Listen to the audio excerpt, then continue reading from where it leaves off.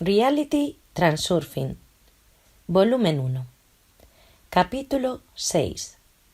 Corriente de las variantes.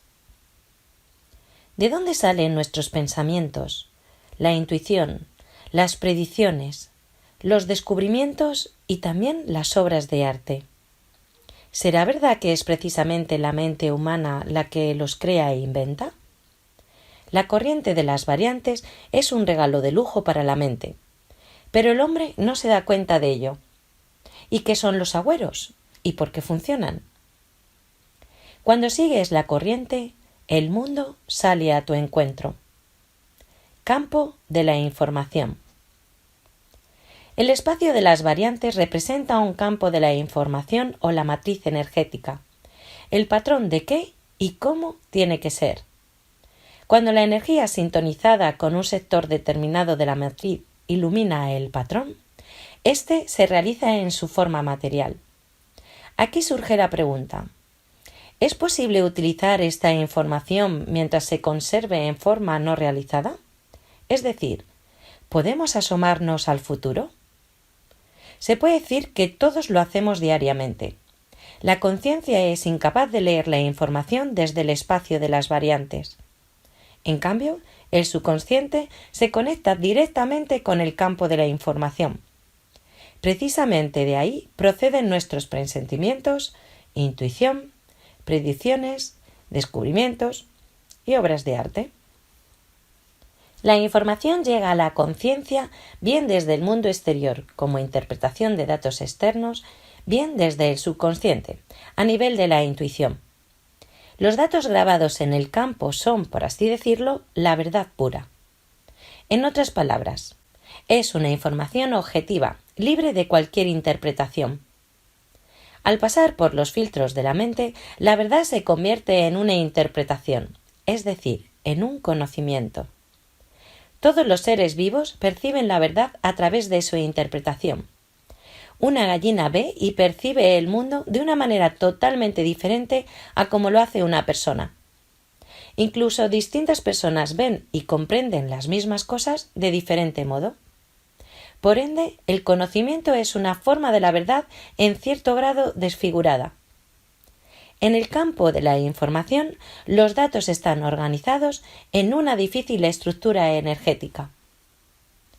En esta estructura está grabado todo lo que haga mover la materia según las leyes establecidas. Primero, el subconsciente, el alma, recibe los datos del campo de información. Luego la conciencia, la mente, los interpreta y los transmite en una descripción verbal o simbólica. Así se hacen descubrimientos o se crea algo nuevo. La música, las obras maestras, es decir, lo que una persona no ha podido ver ni saber directamente. De la misma manera surgen los conocimientos intuitivos y los presentimientos. Es posible que todo esto te choque y te haga desconfiar. ¿Resulta entonces que la mente no es capaz de crear nada nuevo y recibe simplemente los datos del campo de información? No es del todo cierto. La mente puede construir un objeto nuevo o resolver un problema manejando objetos conocidos y construcciones lógicas. En otras palabras, la mente puede levantar una casa nueva con los cubos viejos, pero no es capaz de obtener algo completamente nuevo, es decir, lo que no se pueda construir de lo viejo. Los descubrimientos fundamentales de la ciencia no surgen como resultado de razonamientos lógicos, sino como un destello, como una información proveniente de la nada. Lo mismo se refiere a los inventos geniales. Una buena melodía no se compone combinando notas, sino que viene como por sí sola.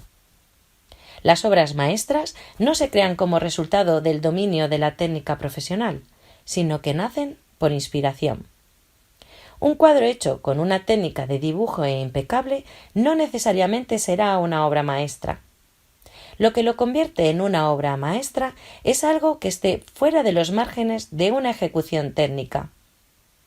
La poesía que conmueve el alma no se crea como resultado de una elección razonable de las rimas, sino que procede del mismo lugar, de las profundidades del alma.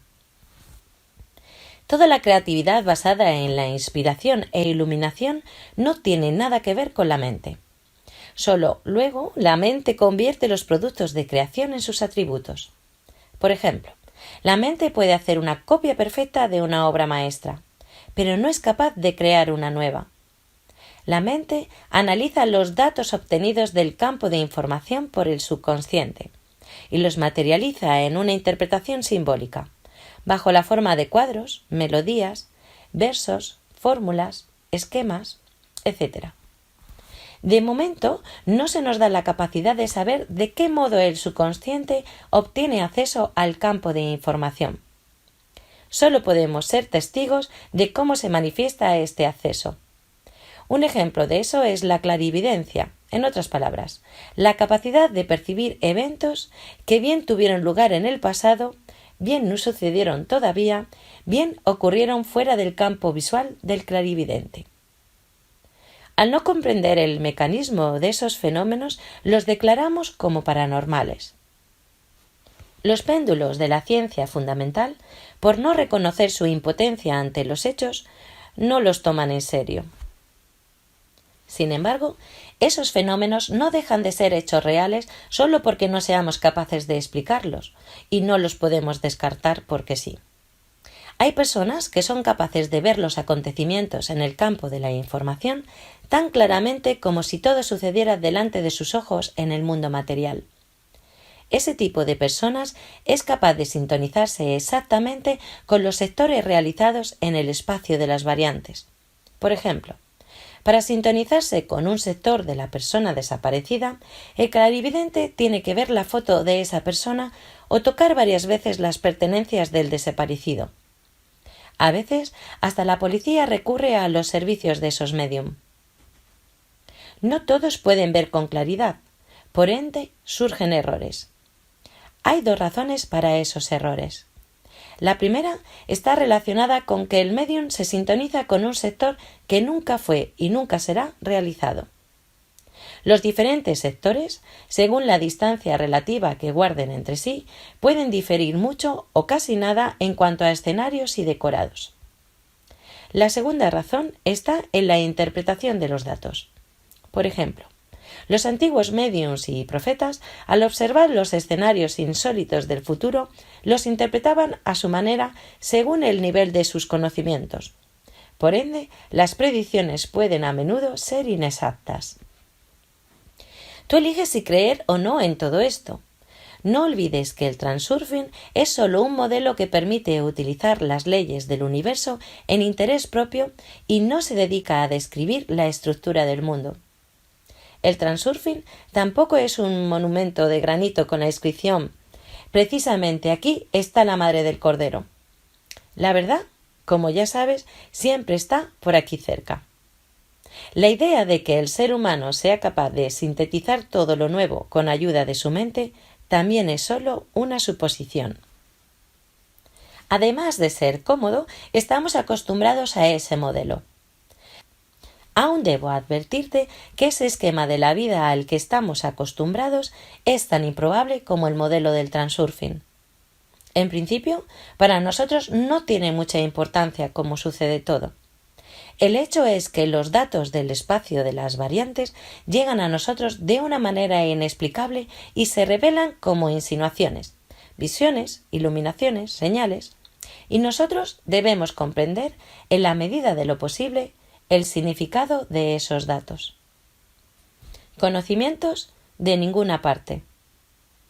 Solo unos pocos elegidos son capaces de leer claramente los datos del campo de la información. La mayoría recibe solo repercusiones de estos datos en forma de presentimientos efímeros y conocimientos poco claros. Los científicos y la gente creativa captan los rayos de luz solo después de reflexionar muchos días, quizá años enteros. Descubrir algo nuevo es muy difícil, porque por mucho que pienses, la frecuencia de la emisión mental se sintoniza con más facilidad con sectores ya realizados del espacio de las variantes. Y todo lo fundamentalmente nuevo se halla siempre en sectores no realizados. ¿Y cómo debe uno sintonizarse con esos sectores? Por ahora no se nos da saberlo. Cuando la búsqueda de una solución nueva en sectores realizados no da resultado, el subconsciente, de un modo inexplicable, sale casualmente en un sector no realizado, donde los datos no están envueltos en forma de interpretaciones simbólicas habituales, por lo que el subconsciente los percibe como información imprecisa y poco clara. Si la mente logra captar la esencia de esa información, surge una repentina y clara comprensión de las cosas. En el funcionamiento de nuestra conciencia y del subconsciente abundan la ambigüedad y las contradicciones. Pero aquí no vamos a tratar todos esos problemas, sino que exploraremos solo sus aspectos aislados. Para más simplicidad y para no liarnos con la terminología y semántica, designaremos mente a todo lo relacionado con la conciencia y alma a lo que se relaciona con el subconsciente. Si la mente comprendiera lo que el alma le quiere decir, la humanidad obtendría acceso directo al campo de la información. Es difícil de imaginar a qué alturas habría llegado nuestra civilización en este caso. Pero la mente no solo no sabe escuchar, tampoco lo quiere hacer. La atención del hombre está ocupada constantemente, ya por objetos del mundo exterior, ya por pensamientos interiores y sensaciones emocionales. El monólogo interior casi nunca cesa y se encuentra bajo el control de la mente. Esta no escucha las débiles señales del alma y sigue con autoridad en lo suyo. Cuando la mente piensa, está operando con categorías, clasificando propiedades de todos los objetos visibles en los sectores realizados. En otras palabras, piensa con ayuda de las etiquetas establecidas. Símbolos, palabras, ideas, esquemas, reglas, etc. La mente intenta poner cualquier información en su sitio según la etiqueta correspondiente. Todo lo que existe en el mundo tiene su etiqueta. El cielo es azul, el agua está mojada, los pájaros vuelan, los tigres son peligrosos, en invierno hace frío, etc. Si alguna información llega de un sector no realizado y por tanto no tiene todavía ninguna etiqueta razonable, la mente la percibe como un conocimiento incomprensible. Si consigue introducir para ese conocimiento una etiqueta nueva o logra explicarlo dentro de los márgenes de las etiquetas antiguas, nace el descubrimiento. Es muy difícil encontrar siempre una etiqueta adecuada para un conocimiento totalmente nuevo. Imagina a una persona que oiga música por primera vez. La música también es una información en forma de sonidos. Cuando la mente recibe esta información, la sabe, pero no la comprende. De momento, no tiene etiqueta ni descripción para eso. La comprensión aparece después, cuando el individuo escucha la música repetidamente y le muestran todas las designaciones y objetos relacionados con la música. Los músicos, los instrumentos, las notas, las canciones. Pero para la mente, oír la música por primera vez era un conocimiento real y un misterio impenetrable al mismo tiempo. Intenta explicar a un niño pequeño la siguiente descripción. La leche es blanca. El niño, que acaba de empezar a utilizar las categorías abstractas, te hará un montón de preguntas. ¿Y bien? ¿Qué es la leche? Lo sabe, pero ¿qué significa blanca? ¿Es un color? ¿Qué es un color? ¿Es una propiedad de las cosas? ¿Y qué es una propiedad? ¿Y la cosa? Y así hasta el infinito. Más fácil que explicárselo todo sería enseñarle objetos de diferentes colores. Entonces su mente fijará la diferencia entre objetos como categoría abstracta de color. De esa manera, el niño asigna descripciones y etiquetas a todo lo que le rodea y luego, al pensar, utiliza esas descripciones. El alma, a diferencia de la mente, no utiliza etiquetas ni descripciones. Por tanto, ¿cómo se puede explicar a la mente que la leche es blanca? Desde el momento en que la mente empezó a pensar con ayuda de categorías abstractas, la relación entre mente y alma se atrofió poco a poco. El alma no utiliza esas categorías, no piensa ni habla, sino que siente o sabe. No puede expresar con palabras o símbolos todo lo que sabe. Por ende, la mente y el alma no pueden llegar a un acuerdo. Supongamos que el alma se haya sintonizado con el sector no realizado y haya reconocido algo que en el mundo material todavía no existe. ¿Cómo puede hacer llegar esa información a la mente? Además, la mente siempre está ocupada con sus habladurías. Ella considera que todo se puede someter a una explicación razonable y mantiene un control constante sobre toda la información entrante. Del alma le llegan solo unas señales confusas, a las que la mente no siempre es capaz de definir con ayuda de sus categorías. Los sentimientos y conocimientos poco claros del alma se hunden en los pensamientos en lo alto de la mente. Cuando flaquea el control de la mente, los sentimientos y conocimientos intuitivos se abren paso hasta la conciencia. Esa ruptura se revela como un presentimiento vago, también llamado voz interior.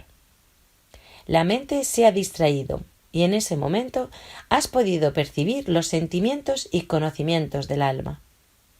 Eso es precisamente el susurro de las estrellas de madrugada, la voz sin palabras, reflexión sin pensamientos, el sonido sin volumen. Comprendes algo, pero muy vagamente. No piensas, sino que intuyes. Cualquiera, en algunas ocasiones, ha experimentado lo que es la intuición. Por ejemplo, sientes que alguien está por venir o que algo va a ocurrir, o simplemente sabes algo sin explicación alguna de por qué lo sabes. La mente siempre está ocupada generando pensamientos. La voz del alma se ahoga, literalmente, en esa mezcladora de pensamientos. Por eso es tan difícil obtener el acceso a los conocimientos intuitivos. Si paramos la carrera de los pensamientos y nos limitamos a contemplar el vacío, podemos oír el susurro de las estrellas de madrugada, la voz interior sin palabras. El alma es capaz de encontrar respuestas a muchas preguntas si prestas oídos a su voz. Es bastante difícil enseñar al alma a sintonizarse intencionalmente con los sectores no realizados y al mismo tiempo obligar a la mente a escuchar lo que el alma quiere decirle. Empecemos por algo simple. El alma tiene dos sensaciones bastante claras: la sensación de confort interior y la sensación de incomodidad interior. La mente tiene sus denominaciones para estas sensaciones. ¿Estoy bien o estoy mal? ¿Estoy seguro o estoy preocupado? ¿Me gusta o no me gusta? En la vida tenemos que tomar decisiones a cada paso. Hacer lo uno o hacer lo otro. La realización material se mueve por el espacio de las variantes, y el resultado de estos movimientos es lo que llamamos nuestra vida. Dependiendo de nuestros pensamientos y nuestra actitud, se realizan unos u otros sectores. El alma tiene acceso al campo de información. De algún modo inexplicable, ella ve lo que está delante, en los sectores que se aproximan, pero todavía no están realizados. Si el alma se ha sintonizado con un sector aún sin realizar, sabe lo que le espera ahí, algo agradable o algo desagradable.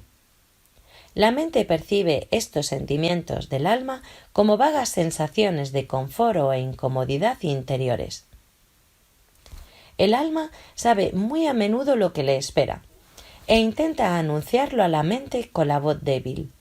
Sin embargo, ésta casi no la oye o no da importancia alguna a los presentimientos confusos. La mente está dominada por dos péndulos, demasiado preocupada por solucionar problemas y muy convencida en la sensatez de su actitud. Toma las decisiones volitivas, guiándose por el razonamiento lógico y el buen juicio. No obstante, es bien sabido que los razonamientos lógicos no garantizan en absoluto una solución correcta. El alma, a diferencia de la mente, no piensa. Ella siente y sabe, por lo que no comete errores. La gente muy a menudo cae en la cuenta demasiado tarde. Sabía que de eso no podía resultar nada bueno. El asunto está en aprender a definir lo que el alma dice a la mente en el momento de tomar la decisión. Y al hacerlo no es tan difícil.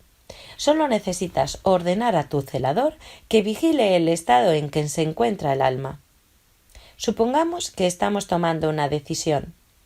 Tu mente está completamente captada por el péndulo o absorta en la búsqueda de una solución para el problema.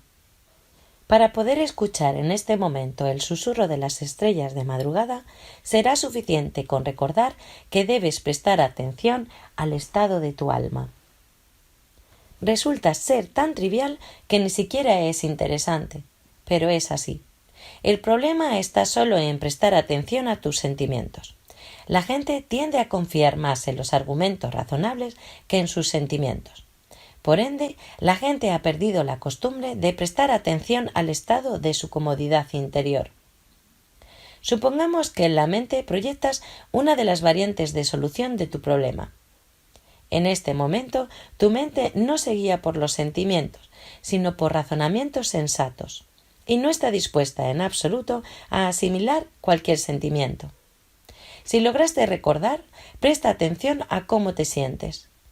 ¿Hay algo que te ponga alerta, te preocupe, inspire temor o no te guste? Ya has tomado la decisión. Ordena a la mente callar un momento y pregúntate, ¿te sientes bien o mal? Ahora escoge otra variante de la decisión y pregúntate de nuevo, ¿te sientes bien o mal? Si no tienes una sensación explícita, eso quiere decir que tu mente todavía es muy mala oyente. Haz que tu celador te obligue más a menudo a prestar atención a tu comodidad interior. Aunque puede que la respuesta a tu pregunta sea ambigua. En este caso, no se puede confiar en estos datos tan indefinidos. Queda actuar de la manera que tu mente te dicte, o simplificar la pregunta. Si lograste obtener la respuesta explícita, sí, estoy bien, o no, estoy mal, significa que has podido escuchar el susurro de las estrellas de madrugada. Ahora conoces la respuesta. Eso no significa que debas actuar conforme a lo que te dice el alma. No siempre somos libres en nuestro modo de actuar, pero al menos sabrás qué es lo que te espera en el sector no realizado. El suplicante, el resentido y el guerrero. Existen dos modos de actuar frente a las situaciones que nos brinda la vida. Dejarse llevar por la corriente, como un barquito de papel que no tenga voluntad propia, o remar contra la corriente, insistiendo obstinadamente en lo de uno. Si uno se queda inactivo, no demuestra su iniciativa, no ambiciona. Cuando se limita solo a existir, entonces le rige la vida. El hombre se convierte en marioneta de los péndulos que obran con su destino a sus anchas. Al asumir tal postura, el hombre renuncia a elegir su propio camino en la vida. Su elección, en este caso, consiste en que su destino esté predeterminado, que pase lo que deba pasar. Al estar conforme con esta condición, confirma que es imposible evitar aquello a lo que estés predestinado.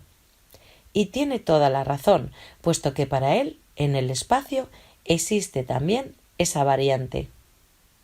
Después de semejante elección, a uno no le queda otra que lamentarse del destino, sin hacer nada, y confiar en las fuerzas superiores.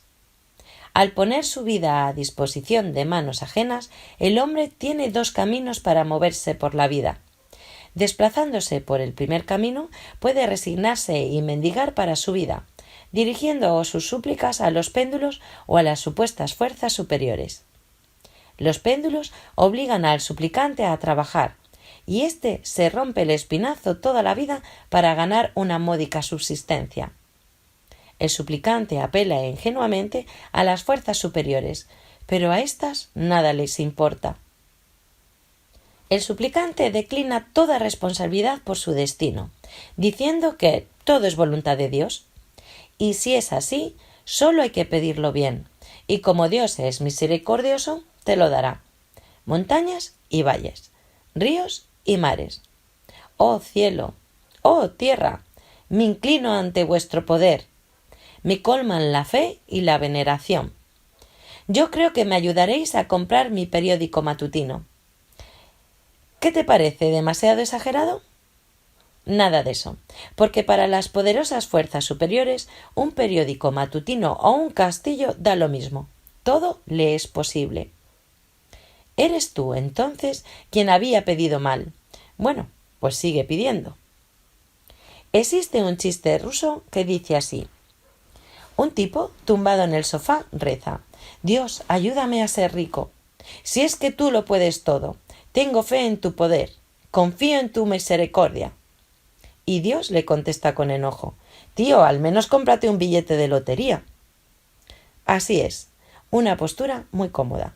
Quitarse toda la responsabilidad de encima y revolcarse al mismo tiempo en su importancia interior.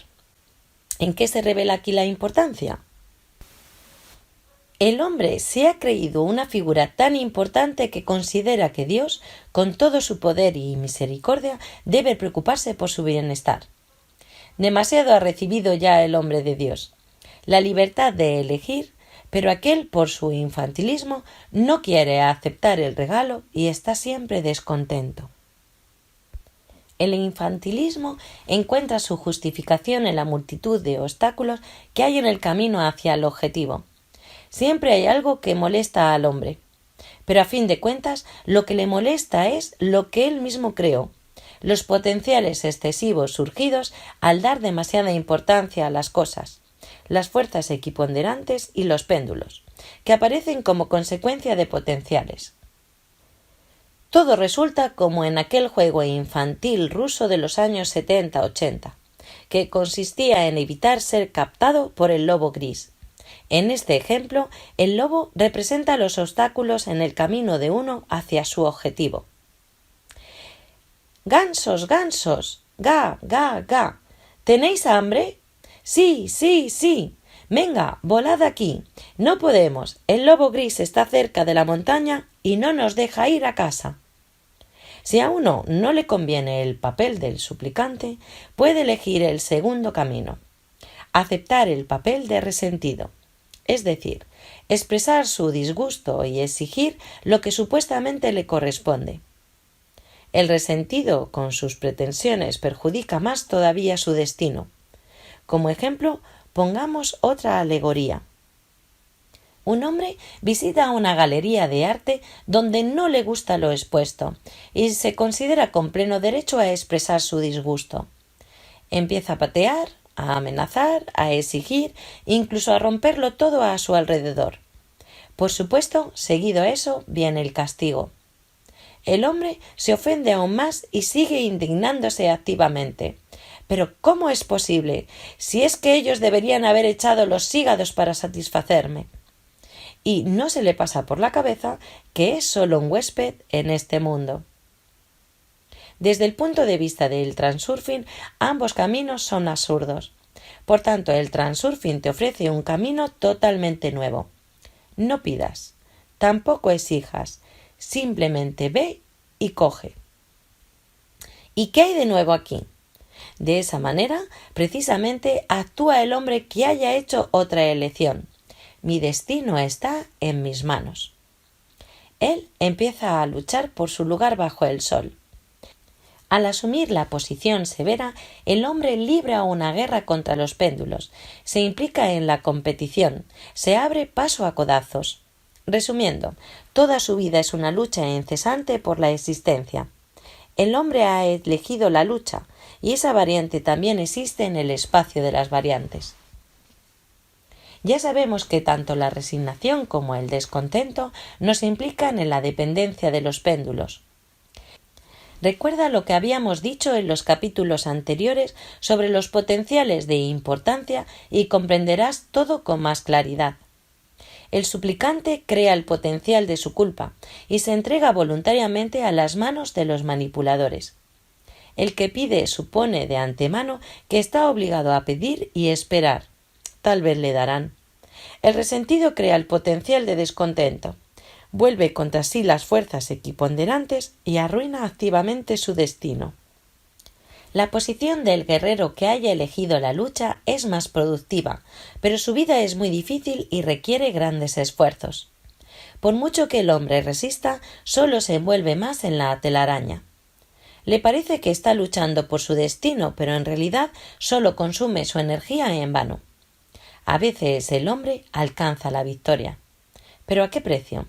La victoria se expone a la consideración del mundo entero y todos vuelven a convencerse de que los laureles no se consiguen tan fácilmente. De esta manera se crea y fortalece la opinión pública. Para alcanzar algo hay que trabajar duro o luchar audazmente. La opinión pública se forma prácticamente por los péndulos. Los potenciales de importancia sirven de comederos para los péndulos. Si creemos que es difícil alcanzar nuestro objetivo, nos habla la importancia exterior. Si creemos que solo individuos dotados de cualidades extraordinarias pueden alcanzar ese objetivo, nos habla la importancia interior. Por el camino hacia el objetivo, a uno le dejarán tal y como vino al mundo. Puede que le permitan llegar hasta el final, y estará muy contento, sin comprender que ha gastado energía no tanto por alcanzar el objetivo como por las exacciones de los péndulos. La imagen que resulta es más o menos la siguiente. Para llegar a su objetivo, un hombre debe atravesar una multitud de pedigüeños que vocean, le impiden el paso, le asen de la mano. El hombre intenta justificarse, disculparse, dar dinero, empujar, abrirse paso, pelear. Por fin, con mucha dificultad, llega a su meta. La energía gastada para obtener el objetivo propiamente dicho constituye solo una pequeña parte y está destinada solo para mover los pies. La energía restante se ha gastado en la lucha contra los pedigüeños importunos. Al romper las trabas de los péndulos, el hombre obtiene la libertad. Los pedigüeños le dejan en paz y pasarán a otra gente. Como recordarás, para librarse de los péndulos es imprescindible renunciar a la importancia exterior e interior. Si lo haces, los obstáculos por tu camino hacia el objetivo se autoeliminarán. Es entonces cuando podrás no pedir, no exigir y no luchar, sino simplemente ir y coger. Ahora surge la pregunta: ¿cómo se debe comprender la frase ir y coger? ¿Y qué es lo que habría que hacer para eso? Todo el resto de este libro se dedica a responder a esa pregunta, por lo que pronto sabrás todo. Hemos trazado por el momento la estrategia general a la hora de elegir el destino. Los papeles de suplicante, resentido y guerrero no nos convienen. ¿Qué papel crees que asigna el Transurfing al dueño de su destino en el juego llamado vida? Tu tarea será responder a esta pregunta. Mientras tanto, veamos la táctica de comportamiento en situaciones reales de la vida. Moverse con la corriente. El suplicante y el resentido van sin voluntad a favor de la corriente de la vida. El guerrero, al contrario, intenta luchar contra esa corriente. Por supuesto, no existen tipos puros de tales personas. Cualquiera, de vez en cuando, asume en diferente grado uno de los papeles. Al interpretar esos papeles, el hombre actúa de modo extremadamente ineficaz. Pero si no se puede ni luchar, ni bajar con la corriente, ¿qué nos queda? Anteriormente habíamos visto cómo la mente impone autoritariamente su propia voluntad, basada en el sentido común. Mucha gente razona muy sobriamente y al mismo tiempo no es capaz de resolver sus problemas de ningún modo. ¿Hay mucho provecho en tal sentido común? La mente no puede garantizar una solución segura. La mente cree que piensa sobriamente. En realidad se ofrece voluntariamente a los péndulos. No se puede hablar de ninguna libertad de moverse por la corriente mientras el hombre actúe como suplicante, resentido o guerrero. Incluso el guerrero no tiene más libertad de manifestar su voluntad que la que tenga un barquito de papel. cómo se mueve el guerrero por la corriente de la vida? Los péndulos le provocan a la lucha, y éste remata contra la corriente sin comprender que sería mucho más fácil y ventajoso utilizar la corriente. Su mente está capturada por los péndulos, pero el guerrero está dispuesto decididamente, y tomando decisiones volitivas, chapalea con gran energía allí donde podría hacer movimientos suaves y tranquilos.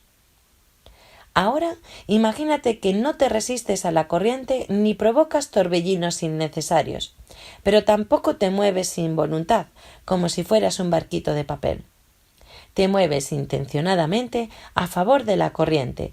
Por el camino detectas todos los vacíos, obstáculos, zonas peligrosas y, con solo unos movimientos suaves, mantienes la dirección elegida. El timón está en tus manos. En general, ¿podemos considerar la vida como una corriente? ¿Y por qué no se puede ni bajar sin voluntad contra la corriente ni luchar contra ella? Por un lado, la información permanece en el espacio de las variantes de manera fija, como una matriz. Al mismo tiempo, la estructura de esa información está organizada en cadenas de causas y consecuencias. Los enlaces de causa-consecuencia crean la corriente de las variantes. Pues bien, hablaremos precisamente de esas corrientes. La razón más importante por la que no debemos de oponernos activamente a la corriente es porque de esa manera se gasta una gran cantidad de energía, en vano e incluso en detrimento. Pero, ¿podemos confiar en la corriente de las variantes? De hecho, no solo puede llevarte a una laguna tranquila, también puede transformarse en una catarata. Precisamente para evitar los disgustos, debes corregir tu movimiento actuando suavemente. Por supuesto, para empezar es necesario que elijas bien la dirección general de esa corriente. La dirección se determina según el objetivo elegido y los modos de conseguirlo. Después de haber hecho la elección, debes confiar al máximo en la corriente y no permitirte movimientos bruscos. Cada uno imagina aproximadamente el rumbo general de su corriente. Por ejemplo, ahora estudio, luego encuentro un empleo, me caso, asciendo en el trabajo, construyo mi propia casa, etc. La mayoría comete muchos errores por el camino y al mirar atrás se arrepiente. Pero ya nada se puede reparar, todo está hecho. La corriente se ha desviado muy lejos del objeto deseado. El buen juicio de la mente ya no te salvará. Solo queda lamentarse. Si hubiera sabido a dónde iría a caer, allí habría puesto la red. Cada uno querría saber lo que le esperaba a la vuelta de la esquina. No todos recurren en serio a los adivinos y astrólogos, pero muchos se interesan, aunque sea por curiosidad. Una predicción o prognosis astrológica optimista prende la chispa de esperanza, y a las predicciones indeseables se las puede pasar por alto. El modelo del transurfing no entra en contradicción con la astrología. Los pronósticos tienen una base real, el espacio de las variantes. La astrología existe no solo porque la gente tenga mucha curiosidad por asomarse al porvenir. Si el porcentaje de aciertos fuera demasiado bajo, nadie confiaría en predicciones efímeras. Sin embargo, la existencia de la corriente de las variantes nos permite, de acuerdo con ciertas regularidades, echar realmente una ojeada a los sectores del espacio sin realizar. Otra cosa que, por supuesto, no pueden hacer los cálculos astrológicos, como tampoco la clarividencia, es garantizar una exactitud del 100%. Cada uno decide por sí mismo hasta qué punto fiarse de las predicciones y prognosis astrológicas. Dejemos respetuosamente aparte este tema y veamos qué utilidad podemos sacar de nuestro conocimiento sobre la existencia de la corriente de las variantes. La cuestión primordial consiste en saber hasta qué grado puede uno entregarse a la corriente, en caso de elegir bien el rumbo principal y por qué en general hay que entregarse a la corriente. Como dijimos antes, la mente se encuentra bajo la constante presión de la importancia creada artificialmente, por lo cual no es capaz de tomar decisiones eficaces. La importancia interior y exterior, en el fondo, es la fuente principal de todos los problemas. La actitud de las fuerzas equiponderantes se presenta como bajíos y remolinos por el camino de la corriente de las variantes. Si quitamos la importancia, la corriente entrará en su curso más tranquilo. Si debemos entregarnos a esa corriente, eso también es una cuestión de importancia. La importancia exterior obliga a la mente a buscar soluciones difíciles para problemas fáciles. La importancia interior asegura a la mente que ésta razona sensatamente y que está tomando la única decisión correcta. Si renunciamos a la importancia, la mente respirará con alivio, porque se librará de la influencia de los péndulos y de la presión de los problemas artificialmente creados y podrá tomar decisiones más objetivas y adecuadas. Pero todo el atractivo está en que la mente, libre de importancia, no tendrá necesidad del potente intelecto. Por supuesto, para resolver tareas cotidianas se precisan también el razonamiento lógico, los conocimientos y el aparato analítico. Pero para todo eso se gastará mucha menos energía. La existencia de la corriente de las variantes es para la mente un regalo lujoso que ésta casi nunca utiliza. La corriente de las variantes ya contiene en sí las decisiones de todos los problemas. De todos modos, la mayoría de estos se crean artificialmente por la mente misma. La inquieta mente sufre continuamente los empujones de los péndulos y se pone a resolver todos los problemas, intentando mantener la situación bajo control. Sus decisiones, en la mayoría de los casos, son manotazos en el agua que no tienen ningún sentido. Casi todos los problemas, sobre todo los pequeños, se resuelven por sí mismos, si no estorbamos la corriente de las variantes. El potente intelecto no sirve de nada si la decisión existe ya en el espacio. Si no nos adentramos en honduras de la cuestión y no molestamos a la corriente de las variantes, la decisión vendrá por sí sola y además será óptima. Lo óptimo está engendrado ya en la estructura del campo de información. El asunto está en que los enlaces de causa-consecuencia dan lugar a los flujos sueltos en la corriente de las variantes. Esos flujos resultan ser las vías óptimas para el movimiento de las causas y consecuencias. En el espacio de las variantes hay de todo, pero con más probabilidad se realizan precisamente las variantes óptimas y las que menos energía necesitan. La naturaleza nunca gasta energía en vano.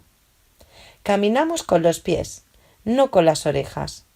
Todos los procesos tienden a seguir la línea del menor gasto posible de energía.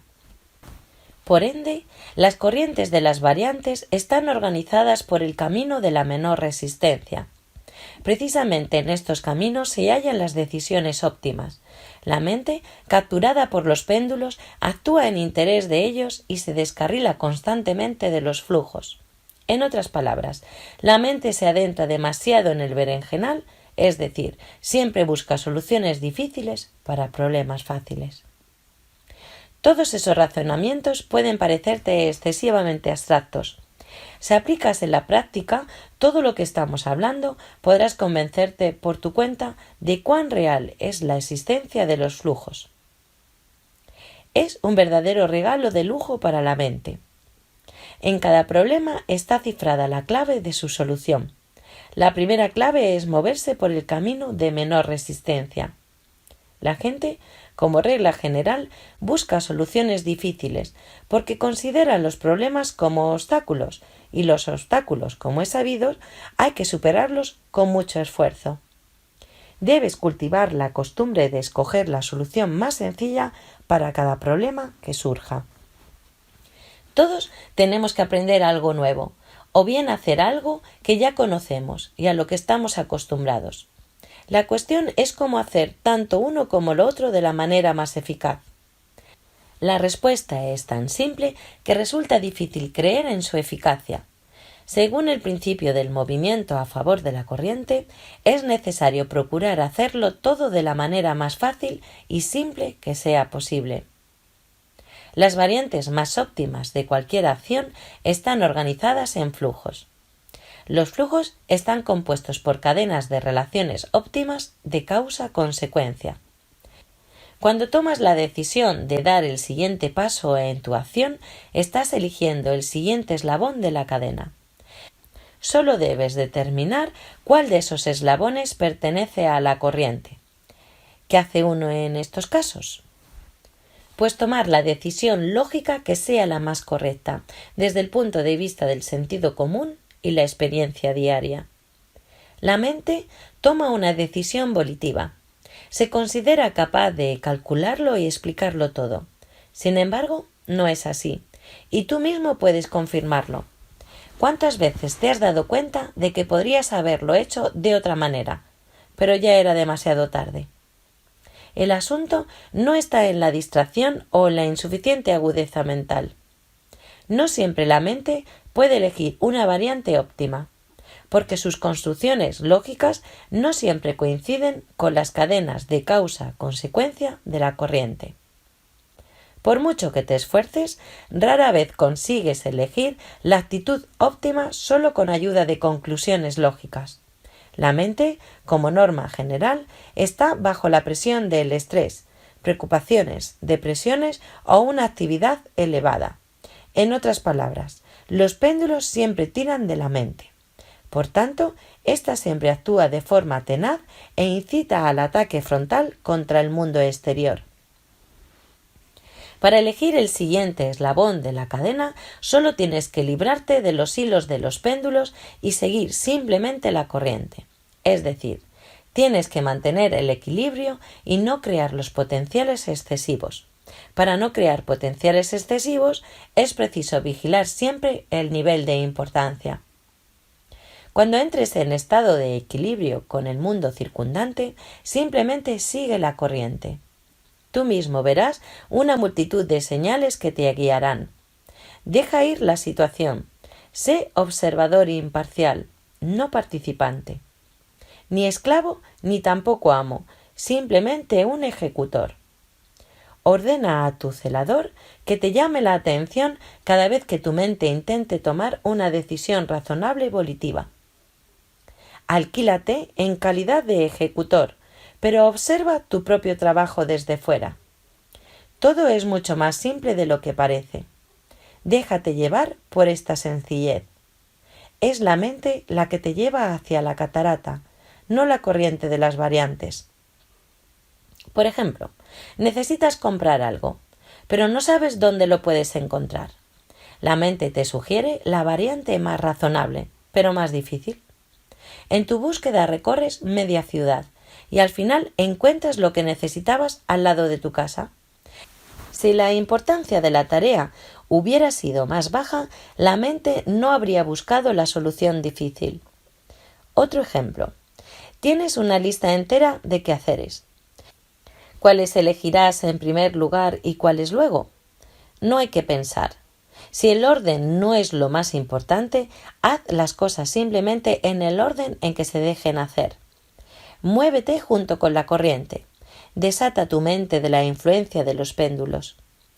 No pretendo que te conviertas en un barquito de papel sin voluntad entre las olas, sino que no des golpes al agua cuando sea suficiente hacer movimientos suaves, ligeros y simples. No seguiré con la lista de ejemplos. Harás por tu cuenta multitud de descubrimientos útiles y sorprendentes, si intentas siquiera un día moverte a favor de la corriente. Cada vez que debas buscar alguna solución, pregúntate: ¿cuál es el camino más fácil para encontrar una solución? Elige el más fácil.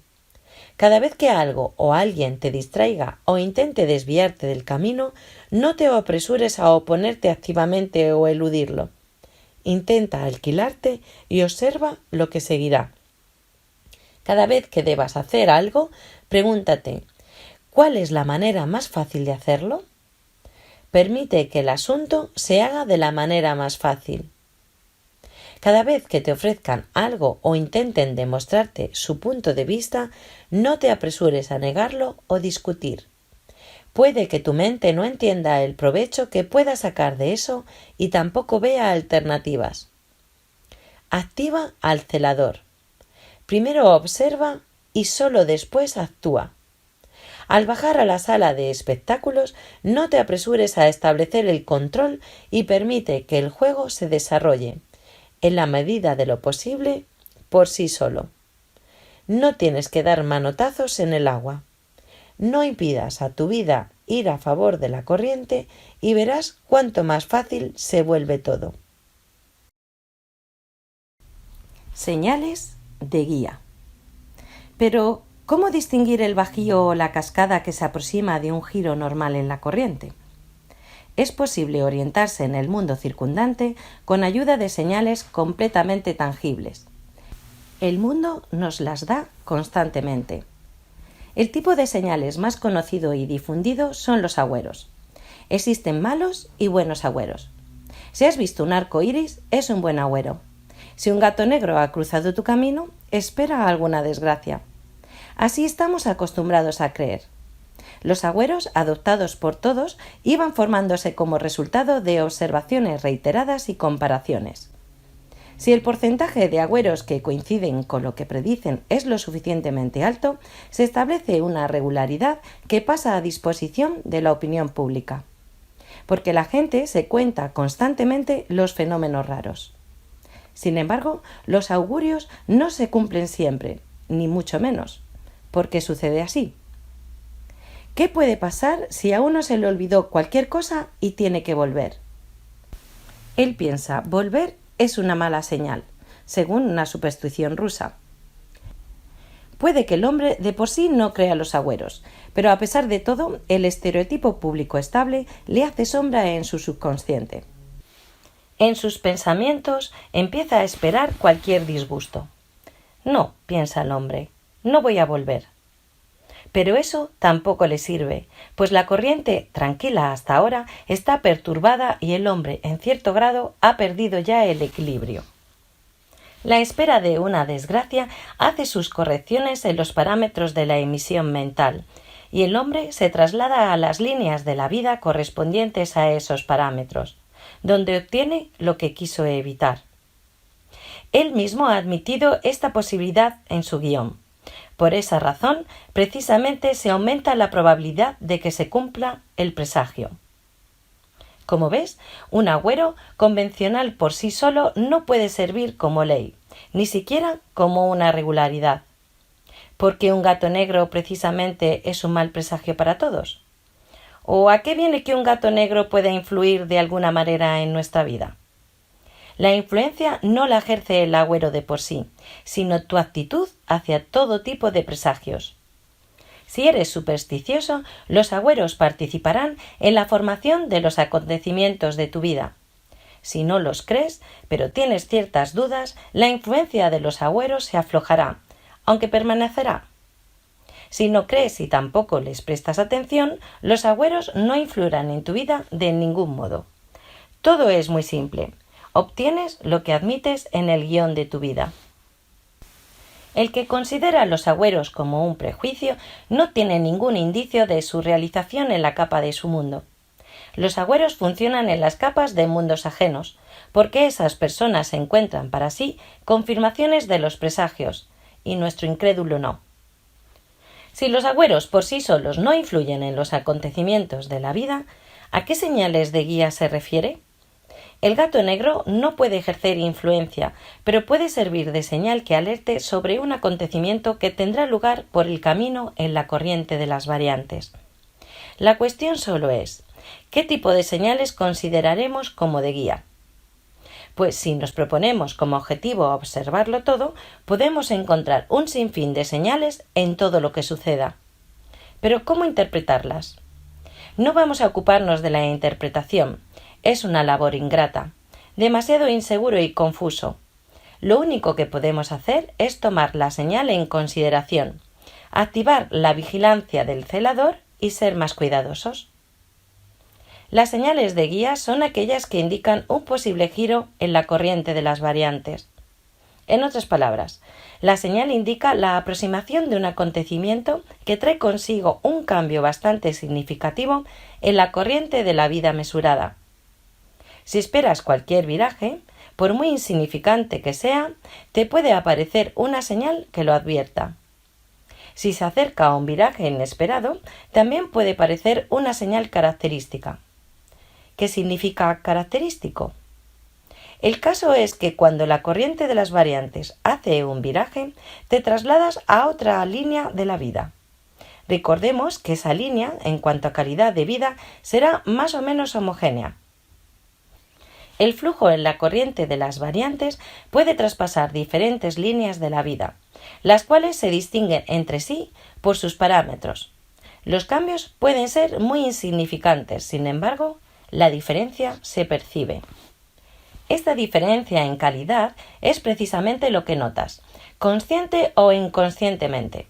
Parece que algo no fuera del todo igual que hace un minuto. De esta manera, las señales de guía aparecen solo cuando empieza la transición a otras líneas de la vida. Puede que un fenómeno aislado no llame tu atención. Por ejemplo, ha graznado un cuervo, y eso no te ha alertado, no has percibido ninguna diferencia en calidad. Significa que estás todavía en la misma línea. Pero si has prestado atención a un fenómeno, has captado algo excepcional, impropio, puede que sea la señal. La señal se distingue de un hecho corriente en que indica siempre el comienzo del traslado hacia otra línea de la vida muy distinta. En alerta nos ponen normalmente los hechos ocurridos inmediatamente después del traslado a otra línea. Es porque las líneas se distinguen entre sí cualitativamente. Esas distinciones pueden tener diferente carácter y a veces no admitir una explicación clara, una sensación de que aquí hay algo que no cuadra. Cuando termina la transición lo sentimos intuitivamente, notando a veces los cambios evidentes a modo de señales. Vemos como de reojo o sospechamos que en la corriente ha aparecido algo nuevo. Las señales sirven de indicadores, nos dicen algo ha cambiado, algo está pasando. El hecho ocurrido en la línea actual de la vida, como regla general, no nos alerta. Tiene la misma calidad que los otros hechos de esa línea. Aunque si uno ignora todo lo que pasa a su alrededor, no notará ni las señales evidentes. La transición a otra línea, considerablemente distinta, sucede normalmente por etapas, a través de las líneas intermedias. Las señales en esas líneas pueden aparecer como advertencias de diferentes grados de gravedad. Puede que el hombre ignore el primer aviso. La transición continúa. Sigue el segundo aviso. Luego el tercero. Y si después de todo el hombre no se detiene, sucede lo que ha debido de suceder en la línea final. Como habíamos dicho, es muy difícil interpretar inequívocamente las señales. No podemos siquiera estar seguros de que el fenómeno que atrajo nuestra atención sea una señal. Solo podemos tomar en consideración que el mundo nos quiere informar de algo. Ante todo, nos interesan los bajíos y rápidos que se aproximan. A veces nos gustaría recibir siquiera una insinuación de lo que debemos de esperar en el futuro. En la mayoría de los casos podemos formular una pregunta para recibir respuesta bipolar, sí o no. Por ejemplo, ¿eso me saldrá bien o no? ¿Llegaré a tiempo o no? ¿Podré o no? ¿Bien o mal? ¿Peligroso o no? Etcétera.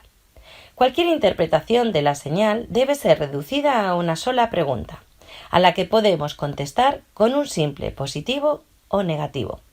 No hay que contar con más exactitud. Una señal lleva en sí una insinuación sobre la calidad del cambio venidero.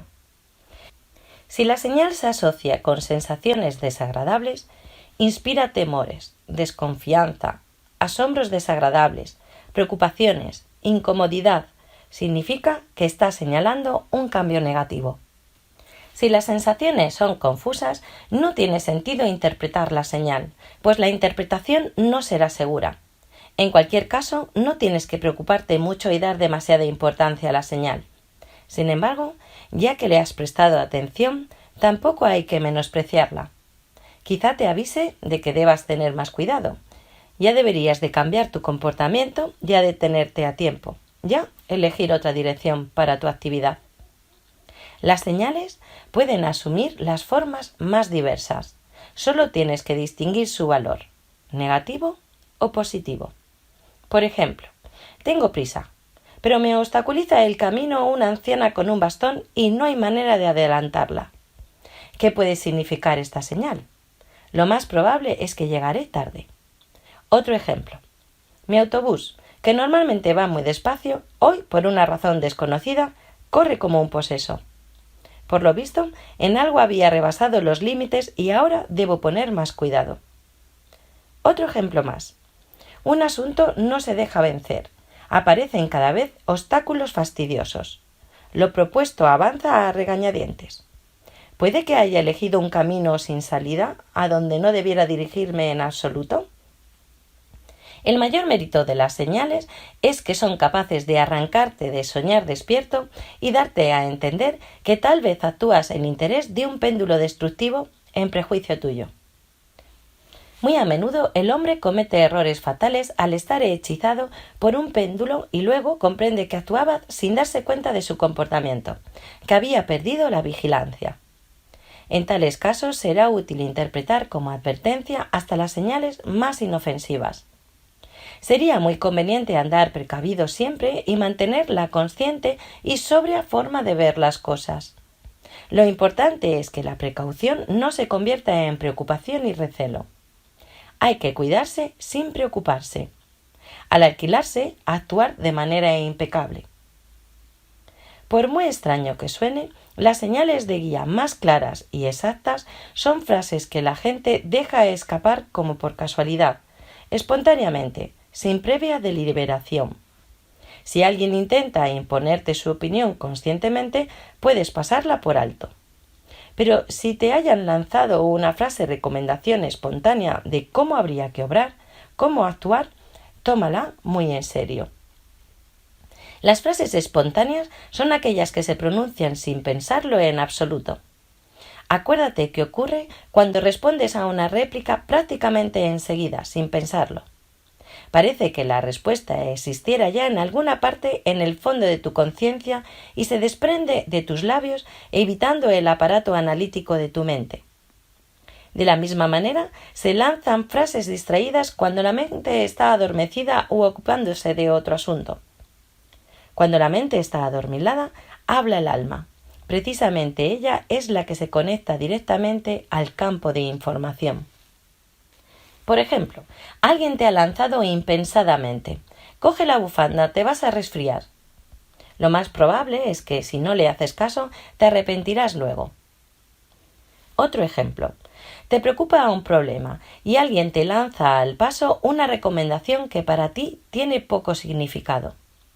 No te apresures a descartarla y presta oído. O hete aquí que estás muy seguro de tener razón en algo, pero alguien, entre otras cosas, sin querer, te demuestra que no es así. No seas testarudo y mira a tu alrededor. Tal vez estés dando manotazos en el agua. La incomodidad interior es también una señal muy clara, pero como norma general no se le presta mucha atención. Si hay que tomar alguna decisión, nadie sabrá cómo hacerlo mejor que tu alma. A menudo es muy difícil comprender qué es exactamente lo que el alma nos sugiere. Sin embargo, como vimos anteriormente, es posible determinar con bastante precisión si le gusta o no la decisión de la mente. He aquí que tienes que tomar alguna decisión. Detente y escucha el susurro de las estrellas de madrugada. Si tu mente había tomado ya una decisión y has tardado en acordarte del susurro, intenta reconstruir en tu memoria las sensaciones que has tenido a la hora de tomar esa decisión. Puedes definir esas sensaciones como me siento bien, me siento mal. Si la decisión se te ha dado de mala gana, si has experimentado una sensación opresiva, significa un malo definitivo. En tal caso, si es posible cambiar la decisión, cámbiala sin miedo. No es difícil determinar el estado de confort interior.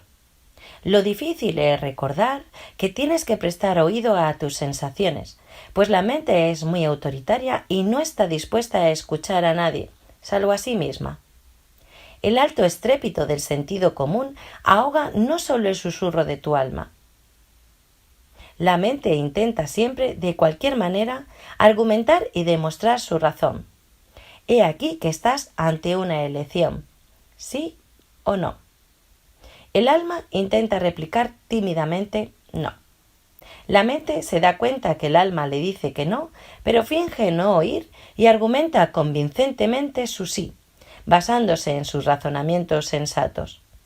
Después de oír estas líneas, guárdalas en una carpeta de tu memoria y la próxima vez que tomes una decisión, acuérdate de ellas.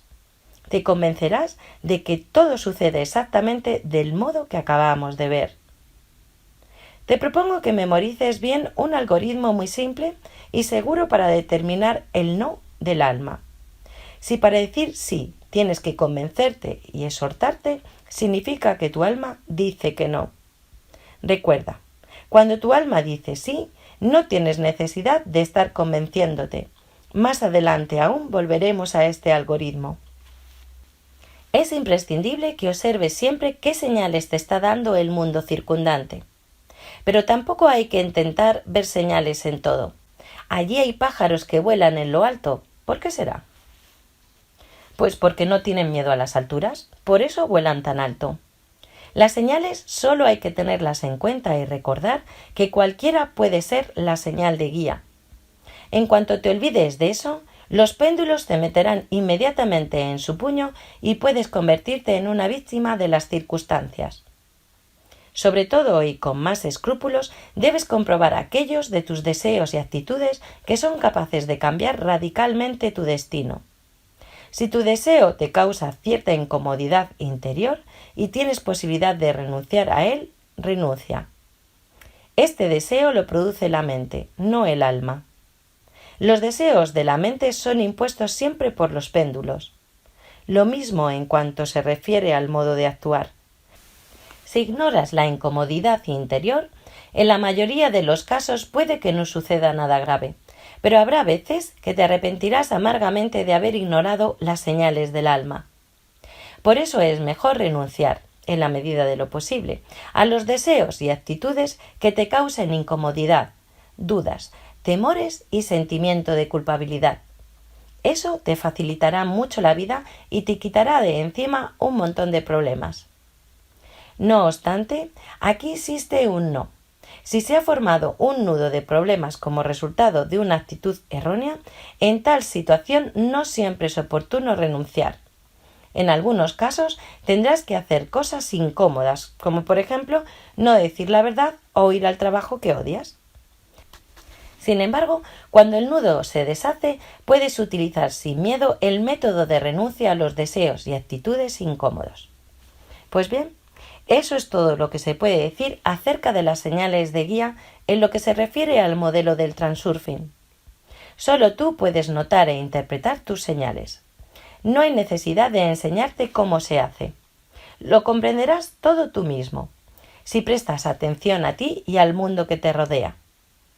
Lo que no debes hacer es dar demasiada importancia a las señales insuficientemente claras y de este modo incluir las interpretaciones negativas en el guión de tu vida. Para no encallar y no caer en los rápidos, será suficiente no crear potenciales excesivos. Al no tener potenciales excesivos, puedes prescindir de las señales. A pesar de todo, no nos es dado comprender su significado con toda claridad. La única señal a la que tienes que prestar atención especial es el estado de tu confort interior a la hora de tomar decisiones. Realmente vale la pena escuchar el susurro de las estrellas de madrugada. Soltar la situación. Los flujos en la corriente de las variantes liberan la mente de dos cargas superiores a sus fuerzas: la necesidad de solucionar los problemas racionalmente y controlar constantemente la situación. Por supuesto, solo con la condición si la mente permite que la liberen. Para permitirlo se necesita una explicación más o menos razonable de por qué es mejor deshacerse de estas cargas.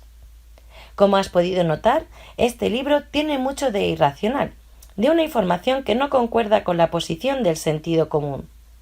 Aunque el transurfing no tiene por objetivo explicar la estructura del mundo circundante, tengo necesidad de argumentar constantemente, de una u otra forma, todas esas conclusiones que escandalizan a la mente. Y cómo no, es muy difícil quebrantar el monolito del sentido común. La mente no está acostumbrada a creerlo todo ciegamente. Siempre exige argumentos y pruebas. Tú mismo puedes obtener las pruebas evidentes si pones en práctica los principios y métodos del transurfing.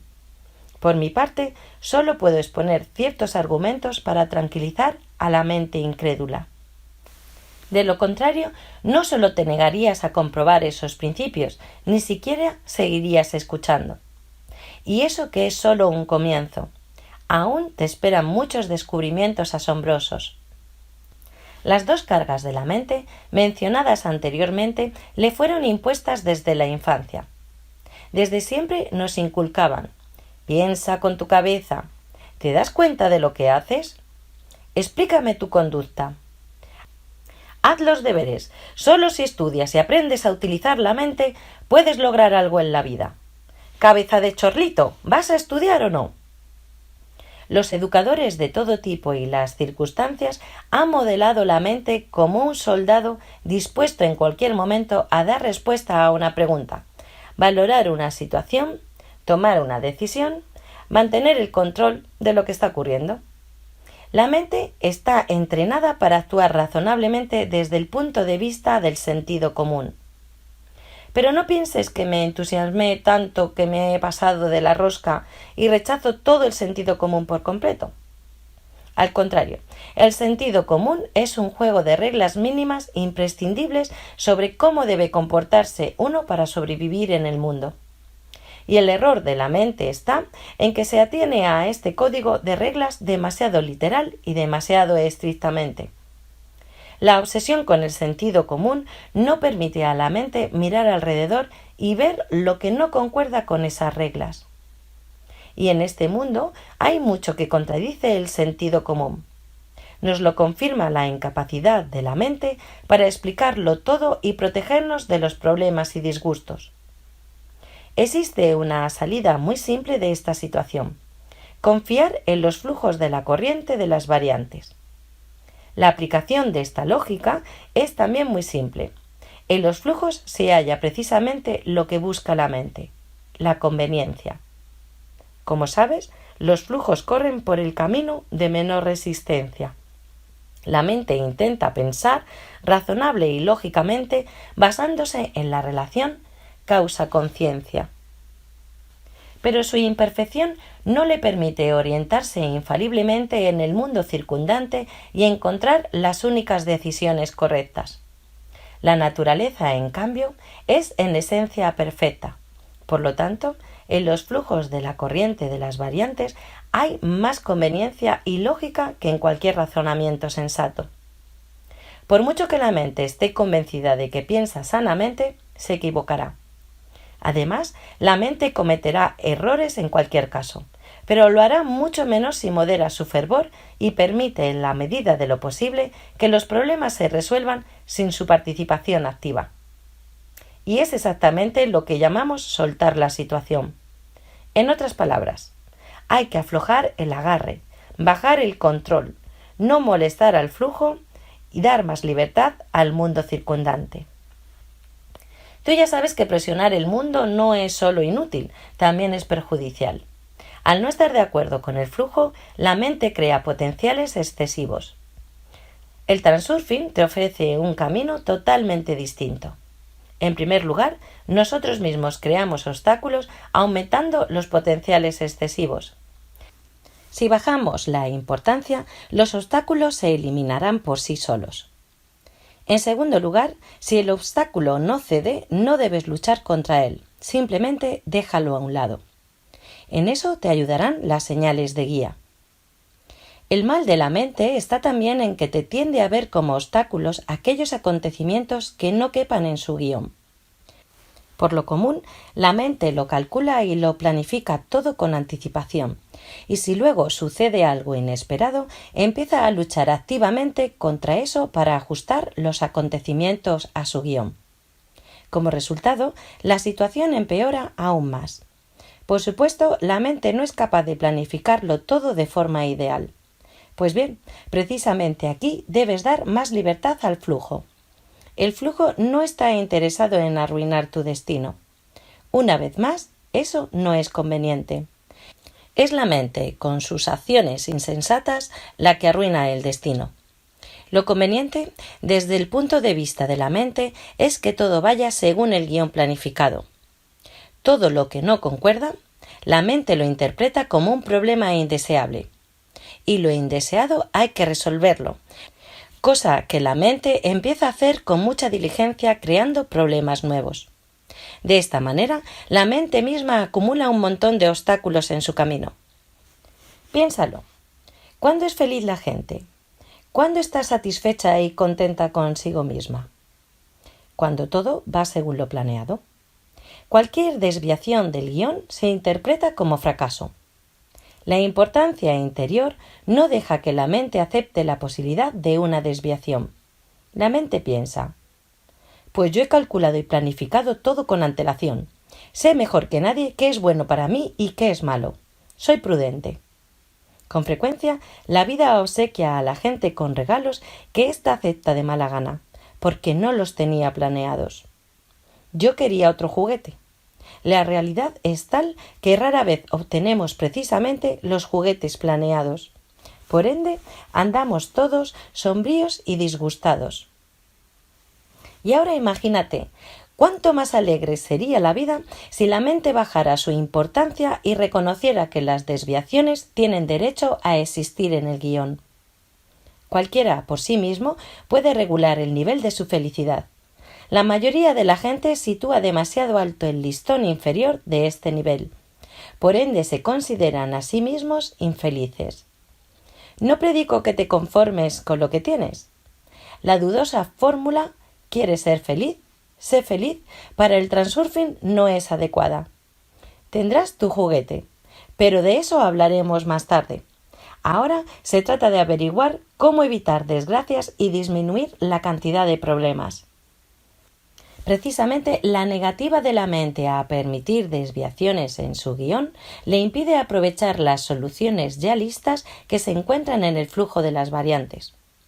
La maniática tendencia de la mente a tener todo bajo su control convierte la vida en una incesante lucha contra la corriente. ¿Cómo no? ¿Acaso la mente puede permitir que la corriente prosiga su camino sin someterse a su voluntad?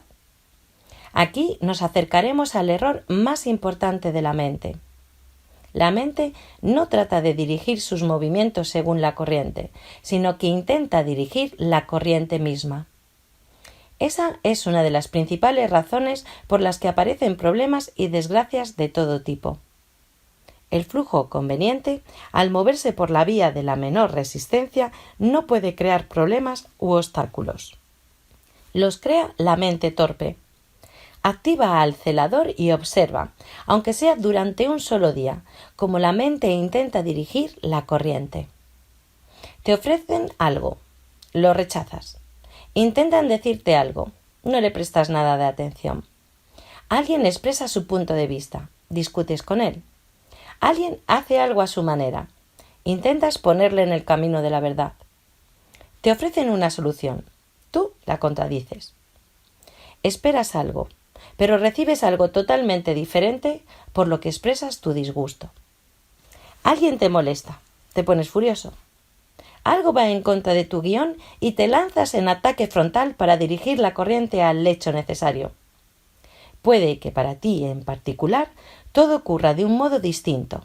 Sin embargo, aquí también hay una parte de la verdad, ¿cierto? Ahora intenta aflojar el agarre de tu control y deja más libertad a la corriente. No te pido que estés de acuerdo con todos ni que aceptes todo. Simplemente cambia la táctica. Mueve el centro de gravedad desde el control a la observación. Trata más de observar que de controlar. No te apresures a menear la cabeza, contradecir, discutir, preservar en tu opinión, dirigir o criticar. Da a la situación la posibilidad de resolverse sin tu intervención activa o tu resistencia. Y quedarás si no atónito, seguramente asombrado. Sucederá algo paradójico. Al renunciar al control, obtendrás aún más control sobre la situación del que tenías antes. Un observador imparcial tiene siempre más ventajas que el participante inmediato. Es por lo que repito constantemente, alquílate. Cuando mires atrás, te convencerás de que tu control iba contra la corriente. Las sugerencias de los demás no carecían del sentido. No deberías haber discutido con ellos. Tu intervención era innecesaria. Lo que considerabas como obstáculos en realidad no lo eran en absoluto. Los problemas se resuelven felizmente sin que tú lo sepas. Lo que has recibido fuera de lo planeado no es tan malo como piensas. Las frases escapadas por casualidad son realmente válidas. Tu incomodidad interior ha sido una señal de advertencia. No has gastado energía de más y has quedado contento. Pues eso es aquello de lo que te había hablado al principio, el regalo de lujo que hace la corriente a la mente. Por supuesto, además de lo dicho, recordaremos a nuestros amigos. Los péndulos nos impiden movernos de acuerdo con la corriente. A cada paso preparan provocaciones para el hombre, obligándole a dar manotazos sobre el agua. La existencia del flujo en la corriente no conviene al péndulo por una causa muy simple. La corriente va en dirección de consumo energético mínimo.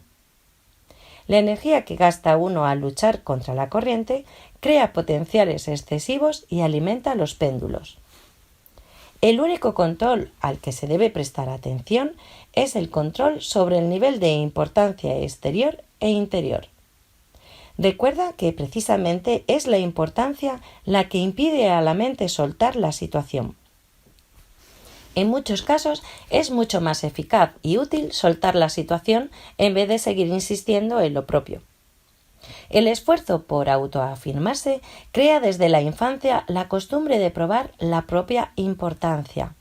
De aquí nace la propensión, perjudicial en todo sentido, de demostrar a cualquier precio que yo tengo razón. Esos esfuerzos crean el potencial excesivo y entran en contradicción con los intereses de los demás. Muy a menudo la gente intenta demostrar su razón aun en aquellos casos en que el veredicto en uno u otro sentido no afecta directamente sus intereses. Existen personas cuyo sentimiento de la importancia interior es tan hipertrófico, exagerado, que intentan salirse con la suya en cualquier tontería. La importancia interior se transforma en una manía de tenerlo todo bajo control. Demostraré a todos que yo tengo la razón, cueste lo que cueste. Una costumbre muy perjudicial. Dificulta la vida, ante todo, al propio defensor de la verdad. Si tus intereses no han de sufrir mucho a causa de eso, suelta la situación sin miedo y deja que los demás chapaleen. Si lo haces conscientemente, enseguida se te quitará un peso de encima y hasta te sentirás mejor que si hubieses probado tu punto de vista. Te traerá satisfacción el hecho de haber subido un escalón más. No te has puesto, como siempre, a demostrar tu importancia, sino que te has portado como un padre sabio con sus hijos insensatos. Pongamos un ejemplo más. El ardor excesivo en el trabajo es tan perjudicial como la negligencia. Supongamos que has comenzado a trabajar en un puesto de prestigio, con el que soñabas desde hace mucho tiempo. Te planteas altas exigencias, pues consideras que debes dar a conocer tu mejor perfil. Eso está bien, pero al empezar a trabajar con demasiado entusiasmo, lo más probable será que no aguantes la tensión, sobre todo si la tarea es difícil. En el mejor de los casos, tu trabajo no será eficaz. En el peor, sufrirás una crisis nerviosa. Incluso puedes llegar a la convicción falsa de que no eres capaz de cumplir en el trabajo. También hay otra variante posible. Despliegas una actividad febril, perturbando de este modo el orden establecido de las cosas.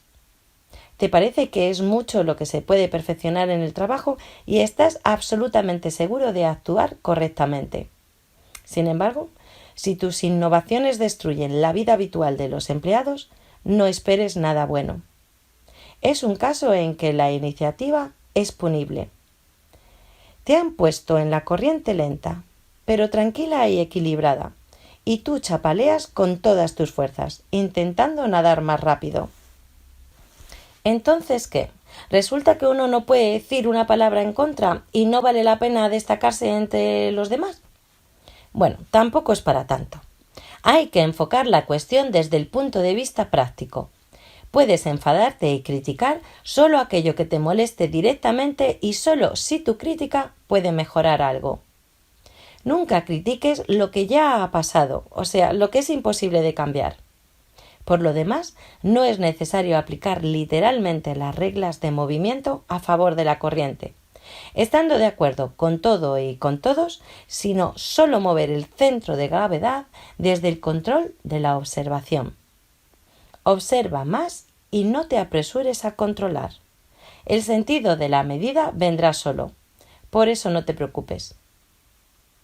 Resumen. La mente interpreta la información con ayuda de las etiquetas establecidas. El alma no piensa ni habla, sino que siente y sabe. La mente es capaz de crear con cubos viejos solo una versión relativamente nueva de una casa. Los descubrimientos completamente nuevos vienen de los sectores no realizados.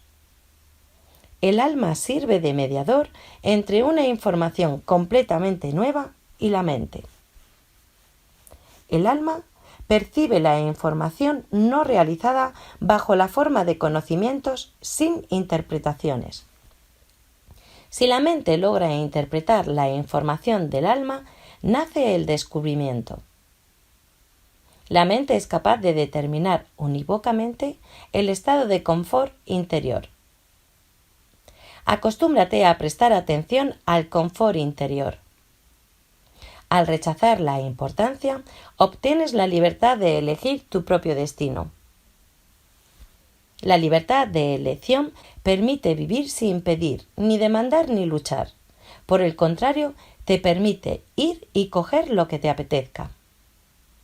La estructura de la información está organizada en cadenas de relaciones causa-consecuencia. Las relaciones de causa-consecuencia crean la corriente de las variantes. Los caminos de menor resistencia están organizados en los flujos aislados. Los flujos en las corrientes de las variantes ya contienen en sí la solución de todos los problemas. La importancia interior y exterior echa la mente fuera de la corriente óptima. Es la mente lo que te trae hasta la cascada, no los flujos en las corrientes de las variantes. Todo se hace con más facilidad de lo que parece. Entrégate a esa simplicidad. Lo que funciona no es la superstición misma, sino tu actitud hacia esta. Las señales de guía indican el giro posible en la corriente de variantes. Las líneas de la vida se distinguen entre sí en calidad. Las señales alertan, pues aparecen a la hora de la transición a otra línea. Las señales se distinguen en que crean la sensación de que algo no va bien. A las fases espontáneas se las puede tomar como guía para la acción. El estado de confort interior es una señal muy evidente. Si tienes que convencerte, significa que tu alma dice no. Si existe la posibilidad de renunciar a una decisión incómoda, renuncia a ella. Debes aflojar el agarre e incluir en tu guión un acontecimiento imprevisto. Aceptar la probabilidad de desviación en un guión impide la importancia. La mente no trata de dirigir sus movimientos yendo con la corriente, sino que intenta dirigir la corriente misma. Pasa el centro de gravedad desde el control a la observación. Renunciando al control, obtendrás un auténtico control sobre la situación. Si te mueves a favor de la corriente, el mundo saldrá a tu encuentro.